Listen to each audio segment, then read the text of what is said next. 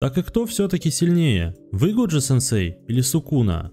Ну если он вернет былую силу, мне придется несладко. То есть вы проиграете? Нет.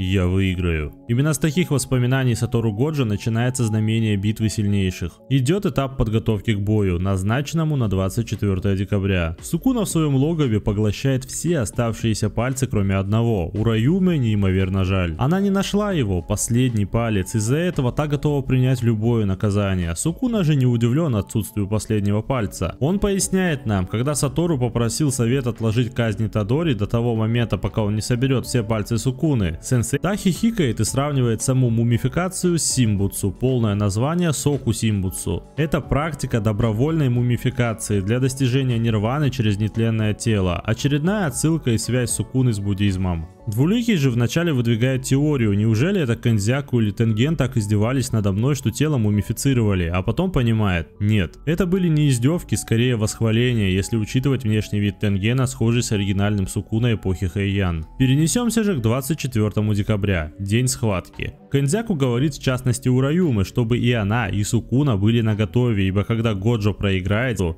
тем временем на противоположной части серьезно настроенный Сатору спускается к студентам. Они впервые чувствуют такой вайб от сенсея, и Юта с Хакари и Маки даже слегка напряглись. Но обстановку облегчил Юдзи, попросив Сатору выключить бесконечность. Это расслабило Годжо, и он одарил окружающих улыбкой, попросив хлопнуть его по спине от души. Итадори так и поступила, вслед за ним и остальные студенты, для которых Годжо Сатору не просто учитель, но и покровитель и, конечно же, друг. Под их наставление он начинает подготовку к бою, ему помогают Утахиме и Дедуля. Рокировка кадра. Нам показывают Синдзюку и закадровые слова Ураюме о том, что уже 24 число, однако ни времени, ни места для сражения до сих пор нет. Но это не беспокоит Сукуну, ибо на другом конце города он чувствует обильные изливы проклятой энергии. Исходит она от команды Годжо. Идзити устанавливает барьер с особым эффектом, Утахиме использует свою технику, соло. Ее суть в бафе объема и мощи проклятой энергии у любых магов, и у нее самой в том числе. И она не упрощает движения, а полностью выполняет их и напитывает окружающих.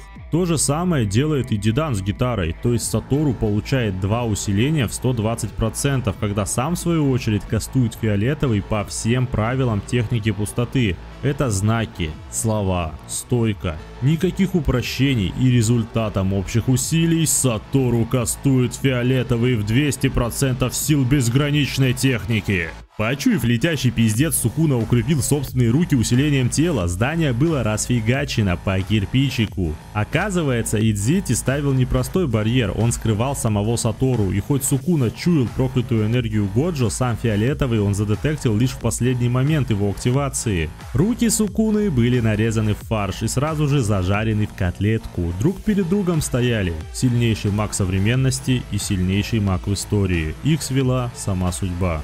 Годжо дерзит, говоря, что претендент здесь Сукуна, то есть это именно ему нужно доказывать статус сильнейшего, а не Белобрысику. Двуликого оскорбляют такие слова, особенно после того, как молодой в крысу под бафами со стороны и скрытыми барьерами запульнул фиолетовым в 2 раза сильнее базового. Слушай сюда, Сатору Годзё. Ты всего лишь рыба на разделочной доске. Еще одна безымянная рыба, которая трепыхается больше прочих.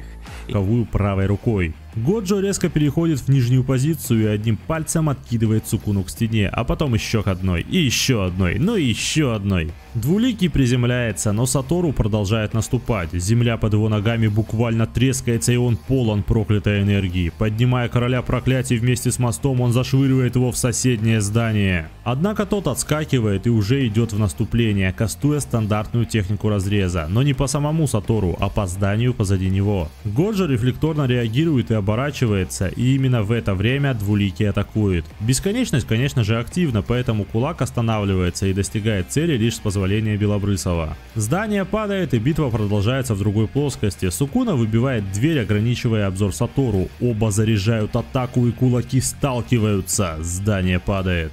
Клубы дыма выдают 2 силуэта в них. Годжо усмехается и говорит, что расскажет всем, что за все разрушения виновен именно Сукуна. В Второй ржет, напоминая, что за ними следят и транслируют всю битву с помощью техники ворон, принадлежащей Мэй-Мэй. Кстати, о ней и о зрителях. Все они анализируют бой. Учителя поясняют, хоть благодаря безграничности никакие атаки до Сатору и не доходят, Сукуна не просто использует растяжение пространства на самом себе, чтобы лишить Белобрысого защиты. Юта конкретизирует, во время инцидентов Сибуя, Ханами и Дзёга использовали эту технику, чтобы пробить безграничность, и успешно. Кусакаба же дает пояснение. Это похоже на простую территорию, только эта самая территория покрывает не область, а самого шамана, и когда тот касается врага, растяжение пространства заполняет свою пустоту техникой противника, тем самым нейтрализуя ее. От себя добавлю полегче. Представьте, что Сукуна кастанул простую территорию на самом себе, и теперь его атаки могут пробить даже безграничность Сатору. Так, думаю, легче и проще.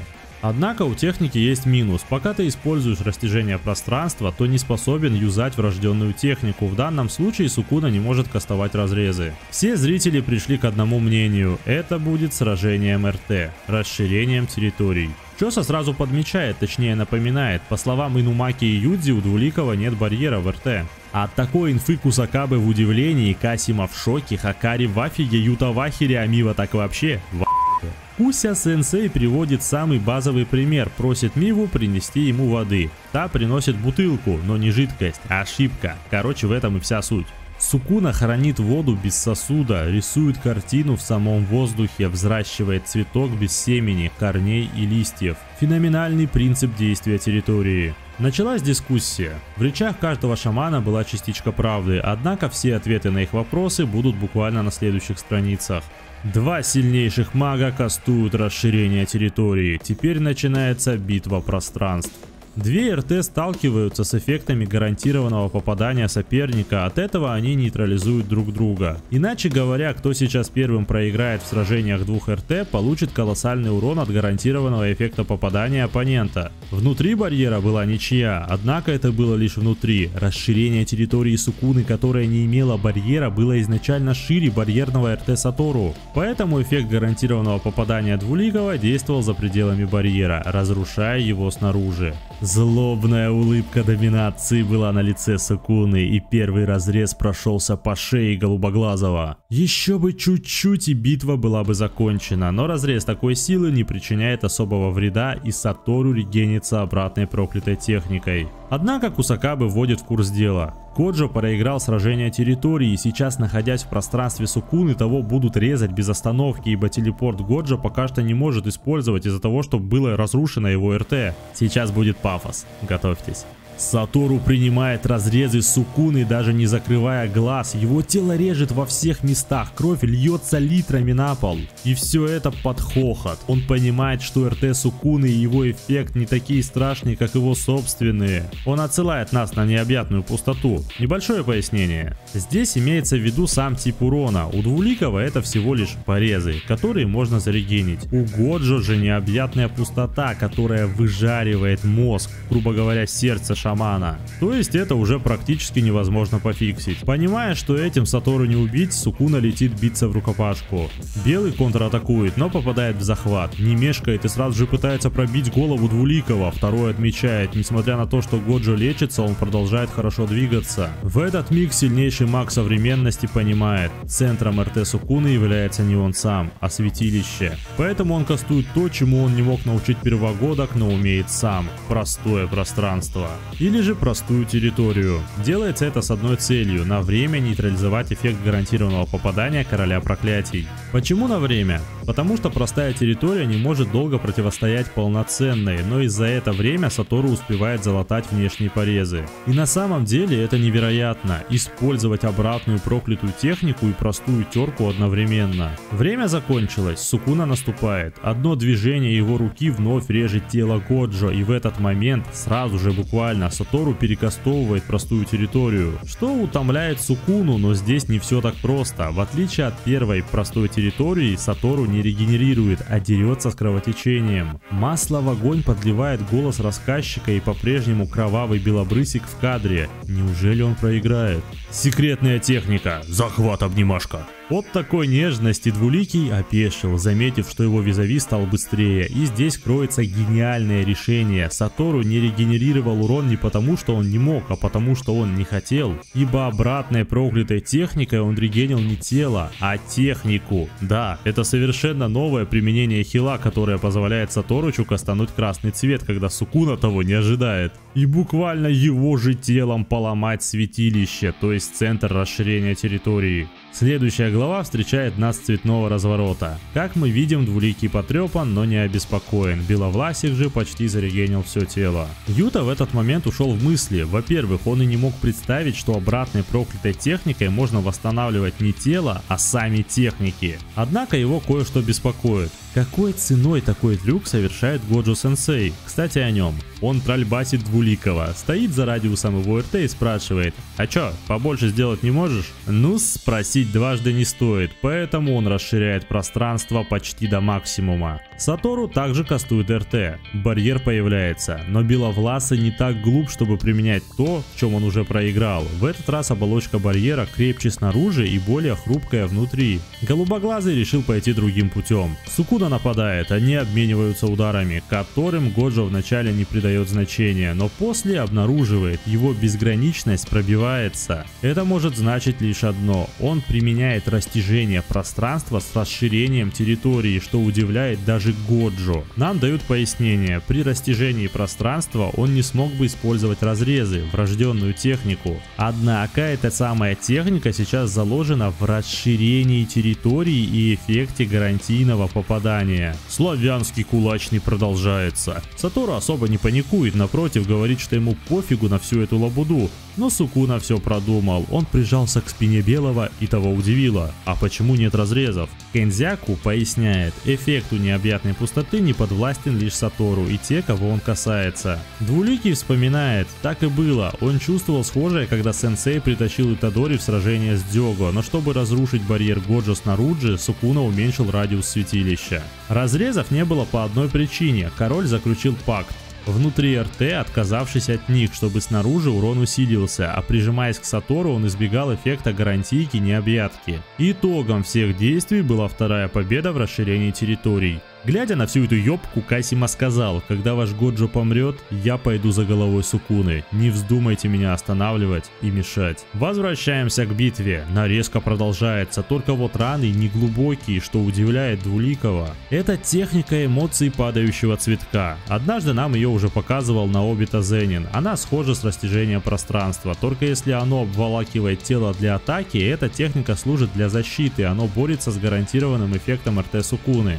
От этого порезы и получаются неглубокие. Данная техника не поможет против, например, необъятной пустоты, но против простых режущих атак вполне себе. Плюс Сатору выигрывает время для регена не тела, а техники. Опять расширение территории. Раунд номер 3. Годжо кастует РТ максимальных масштабов, пытаясь закрыть радиус действия РТ Сукуны, впитать его в свою территорию. Но обнаруживает, что из-за размера упало качество, и он начинает сужать ее до максимума, пока та не будет размером с баскетбольный мяч. Такой размер и форму он выбрал, отталкиваясь от его заключения в темнице, на опыте, так сказать. Проходит малое количество времени, РТ дрожит и из него начинают вылетать разрезы. Ина спрашивает, что происходит. Юта отвечает: Сукуна уменьшил радиус своего РТ, тем самым многократно усилил технику. Ангелы Кусакабы пришли к заключению: если барьер Годжо сломается, исход битвы будет предрешен. Так и происходит. Частички барьера летят по округе. Годжо вглядывается в стоящего перед ним Сукуну. Студенты волнуются, особенно Итадори, но тут же они обнаруживают: святилище Двуликого также начинает разваливаться, частями падая на землю. А у самого короля проклятий пробита грудь с довольным хлебалом в 32 зуба. Он, конечно же, быстро регенится, и нам поясняют: когда Сукуна разбил барьер, Сатору уже нанес ему достаточно урона, чтобы тот не был в состоянии удерживать святилище. И это переломный момент для битвы. Студенты уверены, сейчас за их учителем преимущество, ведь в отличие от Сукуны он способен регенить не тело, а технику.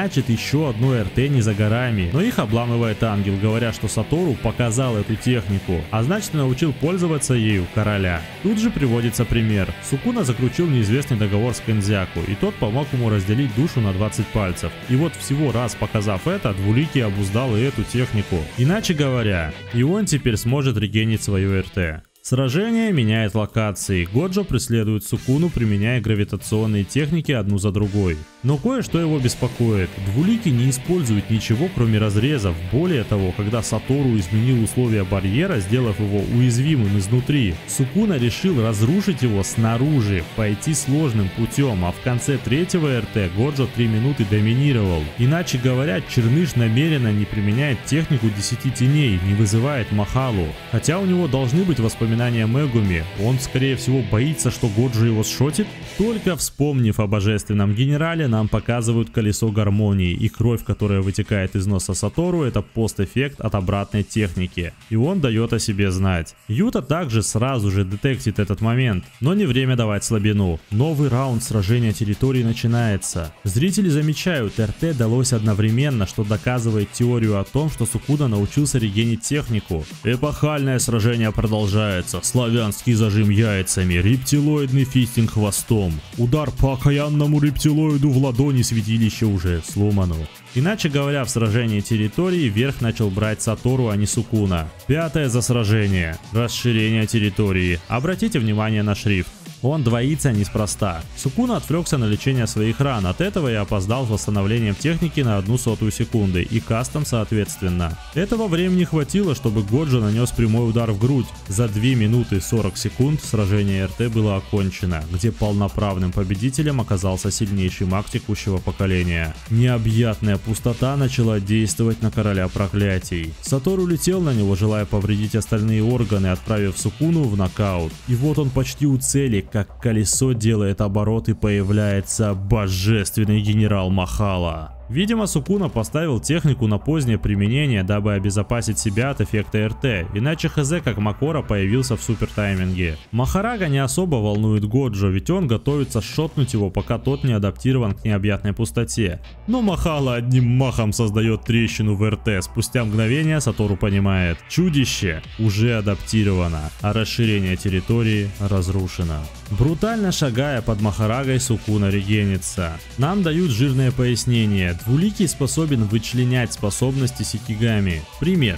Когда он сражался с Юродзу, он смог разгадать ее способности созидания из-за того, что взял на себя способность адаптации Махараги. Здесь же адаптация была не на самом Сукуне и не на Махараге. Объясняю. Принцип работы РТ Сукуны в том, чтобы поражать всех, кроме него самого. Принцип работы РТ Годжо вообще поражать всех, кто внутри. Хоть РТ и отменяли друг друга, все забыли о еще одной душе в территориях. Речь идет о Мегуми, на котором висело и колесо гармонии. Теперь в 2 словах. Адаптация висела на Мегуми, он дефал эффекты РТ Сатору, стараясь адаптироваться под них с люстрой над башкой. Почему-то Сукуна решил отозвать Махалу, видать боится фиолетового в хлебала.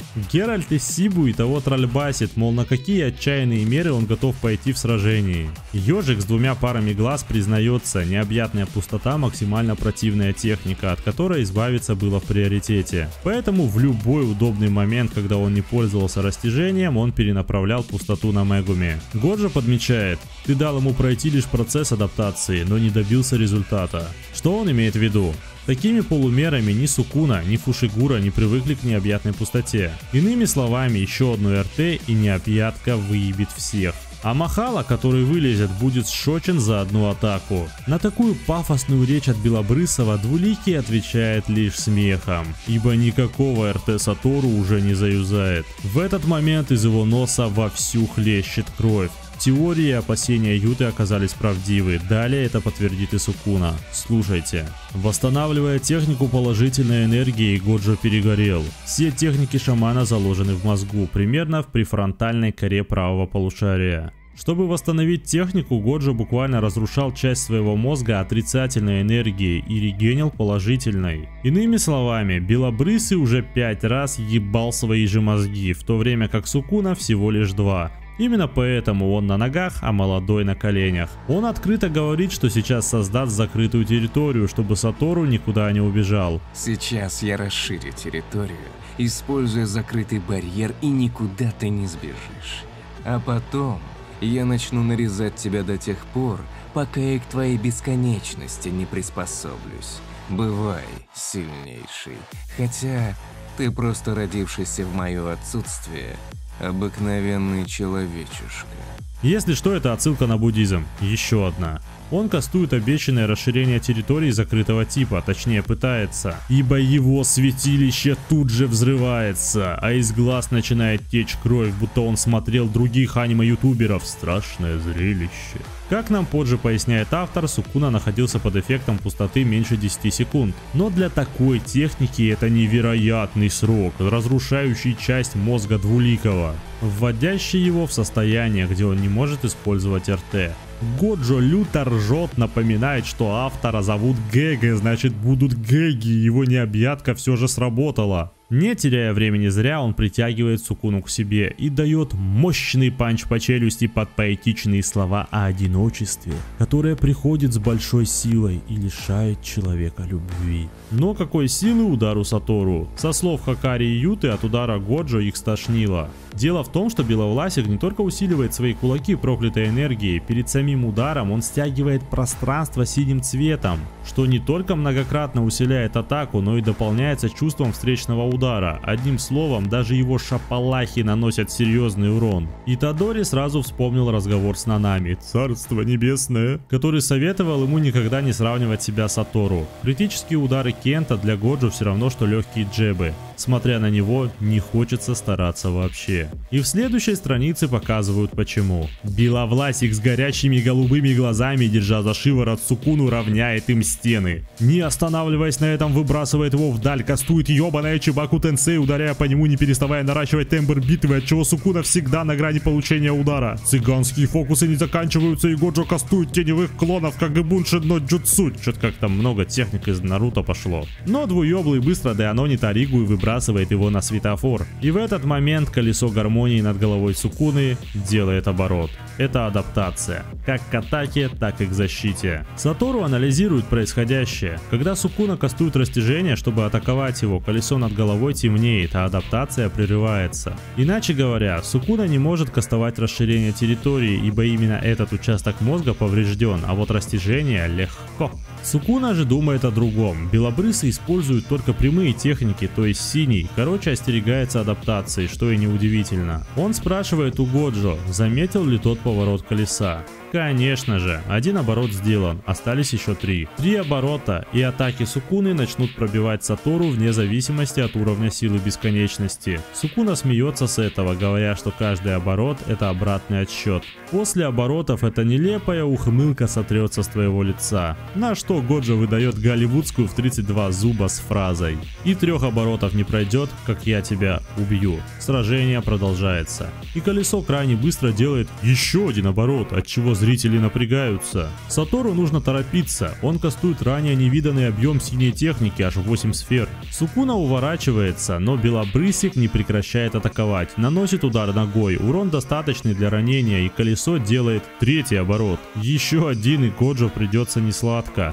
Он думает, нужно давить чередой атак. Все время я юзал синий. Ты должен был купиться на него и не будешь в состоянии отразить обратную проклятую технику, красный цвет. Ремарка. Обратите внимание на колесо. Оно потемнело. Вспоминаем, когда оно темнеет, в момент каста растяжения пространства. Так и происходит. Двуликий снижает большую часть урона, понимая, что растяжение пространства не поможет усиленной вариации красного. Однако он рано расслабил свои 4 булки, пустившись трольбасить Сатору. Ибо красный, который запустил Годжо, еще не взорвался. Урон приходится со спины Сукуны. Он летит на Саторыча и понимает, здание в форме кольца. Красный цвет обогнул его и вылетел с другой стороны. Годжо бежит навстречу своей жертве, усиливает кулак, стягивает пространство вместе с ебалом вражины, чувствует ритм и выдает черную молнию во всю мощь. Все зрители в шоке. Юдзи тут же узнает эту технику, понимая, что сенсей вошел в поток 120% своих сил. Колесо адаптации падает с головы Сукуны. Он в отключке. И вот вроде бы победа. Но уже на полу оно делает оборот, и голубоглазый падает в тень. Огромные руки тянутся к нему, и все зрители понимают, кому они принадлежат. Это Махала, меч которого рушит жизни. Но в этот раз Юди не отчаивается. Он считает, что адаптация к бесконечности всего лишь уравнивает шансы, а ранение не проблема для сенсея. Сёка выражает сомнение по этому поводу, ибо мощность упала, а мозг все еще не восстановлен. То есть теперь даже хилиться проблематично. Маг, против которого сражался сенсей, сильнейший шаман в истории. Несмотря на невозможность принятия мысли о поражении, это слово вертелось на устах учеников, и эта же мысль не покидала самого Годжо. Кто еще доводил его до такого состояния, дал почувствовать смерть? Конечно же, это был Тодзи. Именно поэтому с предчувствием поражения Сатору испытывал и удовлетворение. Получив Power and Motivation, он переходит в православный кулачный бой, ящеры снова перед ним. На чистой физухе он толкает Махалу, что тот аж садится на жопу, читая слова техники, он желает усилить ее. Хада номер 90, Курахицуги, тьфу ты, красный короче. Но тут мы видим два знакомых глаза с техникой кроликов. Конечно же, Сатору не мог упустить момент постебать Сукуну за нокдаун, и красный кастуется, здание рушится. Годжо понимает, Двуликий отправил в наступление адаптированного Махалу, а сам прикрывает его со стороны, не прекращая собственных атак. Сукуна бросает огнетушитель, закрыв область перед Сатору дымом после его взрыва. В этот момент люстра висит над его башкой. О боже, это Махала! А вот с этого фрейма я вначале выпал. Сукуна становится в позу каста кровавого копья. Чё знатно так прифигел с этого, только вот струя белая, а не кровавая, иначе говоря, Сукуна кончил. Теплый отцовский камшот влетает в предплечье Сатору. Тот допирает патовой ситуации. Ёжик не просто поддерживает Махалу, а атакует именно в тот момент, когда генерал вырубает голубоглазому бесконечность. Но абсурдным и самым напряженным в довесок ко всему выступает тот факт, что Сукуна использует способности Сикигами без их вызова. Например, та стойка, похожая на копье крови, на самом деле была выстрелом слона изобилия. Но он не может использовать одновременно две техники, если, конечно, не брать в расчет привязку врожденной техники к территории. А использовать новых Сикигами он стал потому, что освободились ресурсы, которые раньше он тратил на адаптацию. Резюмируя свои мысли, Сатору говорит: адаптация к красному займет у него больше времени, и это мой шанс. Монолог Годжо прерывает Двуликий, он поясняет: не думай, что ты сражаешься 2 на 1. После этого он совмещает несколько сикигами. Нуэ, Орачи, непоказанного тигра и оленя. К битве присоединяется химера Агито. А Сатору все продолжает троллить Сукуну, несмотря на новые проблемы. Битва возобновляется, химера и Махала атакуют голубчика, уклоняясь, того пытается атаковать Сукуна из тени. Сатору переключается, одновременно избегая удара Махалы. Бьет по собственной тени, но без толку, Сукуна увернулся. Сикигами продолжают прессовать Годжо, но тот юзает телепорт, оказываясь на спине Махалы, кастуя красный цвет прямо по ней. Прямое попадание, однако без толку. Махараги похер, но и эта попытка дает пользу. Сатору понимает, техника вышла слабой, красный уже задевал Макору непрямым попаданием. Что означает следующее: шкала адаптации не вскакивает до 100% после даже непрямой атаки, она растет постепенно. То есть шанс пробития есть, и Годжо с Сукуной оба это понимают. Ну и знают о технике, которая способна снести Махалу. Фиолетовый. Безграничная техника пустоты. Последний козырь сильнейшего шамана современности. Тем временем в комнате жениха. У Юты свистит фляга, когда он смотрит на сражение 1 на 3.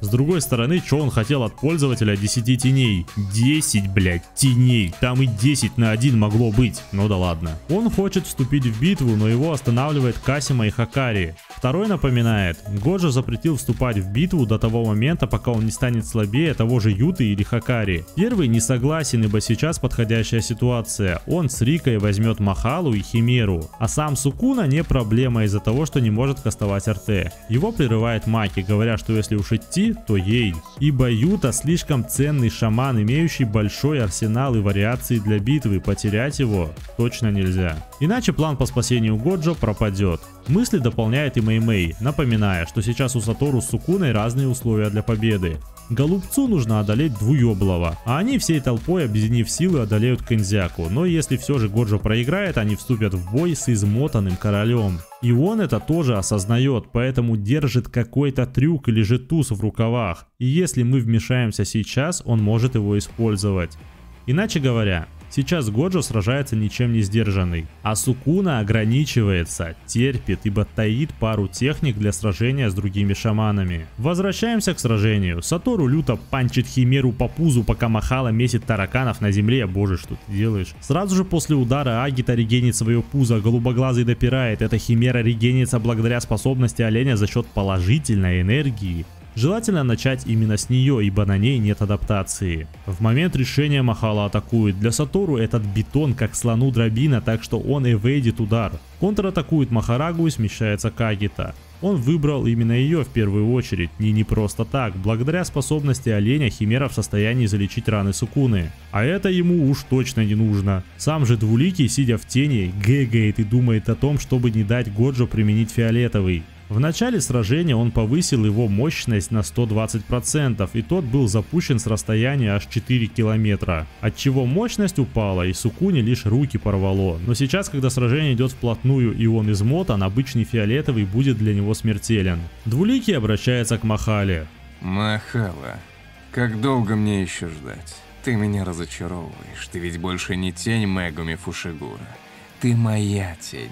Так покажи все, на что ты способен.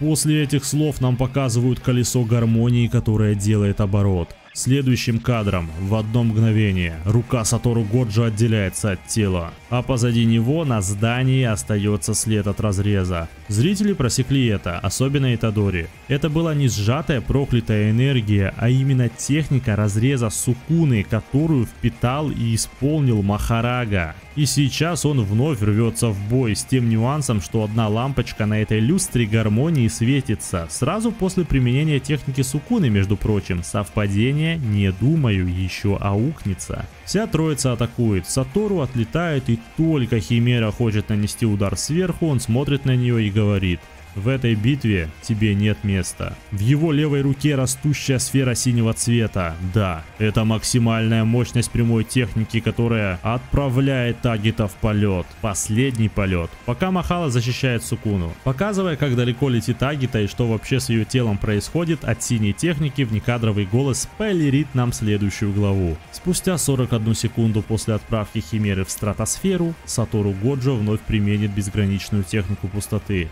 Фиолетовый, оставляя шрам на поле битвы в Синдзюку. Рассказчик продолжает пояснять, это была вторая черная молния Геральта из Сибу, и он все больше и больше входит в поток, открывая второе дыхание для сражения. Это видно по самому виду охотника за чудовищами. Кстати о них, Сукуна напротив обеспокоен, впервые за 1000 лет он содрогнулся. Следующим же ударом Годжо выдает третью черную молнию против Махалы, идет в рукопашку с Двуликим, но тот ему сейчас не ровня. Папочка Махарага двумя руками защищает Сукуну, в то время как Сатору выдает четвертую черную молнию подряд, начиная читать заклинания. По словам и всплеску проклятой энергии, король проклятий задетектил, какую технику хочет применить Белобрысик, это красный цвет. Его вывод не был ошибочным, и он хотел, чтобы Макора танканул его, но все не так просто. Сатору кастанул красный, но в небо. Техника пустоты фиолетовый, это смешение красного и синего цвета. Красный был только что закастован, но синий не был взорван после того, как размозжил Агита. Иначе говоря, он все еще находится в небе, и Сукуна отправляет Махалу уничтожить его, ибо он садаптирован.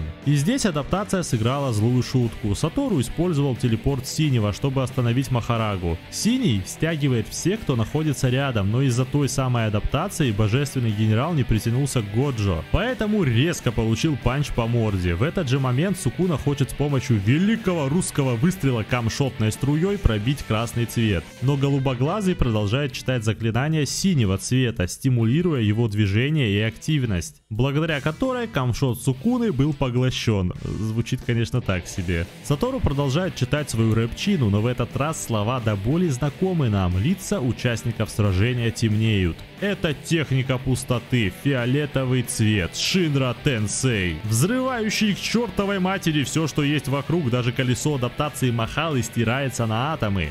Большая часть города разрушена, спускаясь ниже нам показывают напрочь израненного Сукуну, который опирается о обломки, чтобы стоять. Сатору уже спокойно регенерирует, ибо ресурсоемкость его техник выросла после 4 молний. Да, и тем более фиолетовый цвет нанес ему меньше урона из-за того, что это его его проклятая техника и энергия. Кусакабе смотрит на всю эту ситуацию и заявляет: после черных молний Годжо получил второе дыхание, Сукуна же наоборот на пределе. У него нет махалы, колесо стерто, а в рукопашке он не вывезет. Иначе говоря, победа за Сатору Годжо. Но так ли все это? С этого момента прошло 2 недели, и 236 глава встречает нас с флешбеков. Вы вообще понимаете, как мы ждали эти 2 недели? Так вот, флешбеки в кавычках, ибо вначале их легко спутать. Сатору встречает Гета. При первом видео он мягко отсылает его куда подальше. Сугуру делает ему замечание за его грубость. Годжо поведал своему другу, что он уже передал ученикам фразу: когда ты умрешь, ты останешься один. И мы понимаем, что это не флешбеки. Белобрысый уже хотел продолжить тему, затронув своего отца, но перестал говорить, ссылаясь, что Сёка уже все знает. Гета спрашивает: ну,